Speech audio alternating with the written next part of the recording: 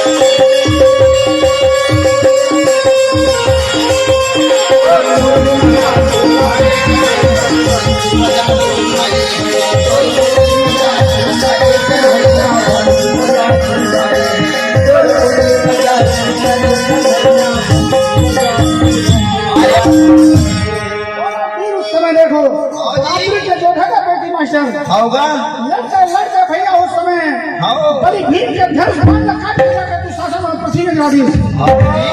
अब बड़ी भीम का तो तोला बहुत खिलाया होगा, ऐसे में और काम न बने। उस समय नौ के गदा विशाल को रख करके उस समय देखो भैया कुरुक्षेत्र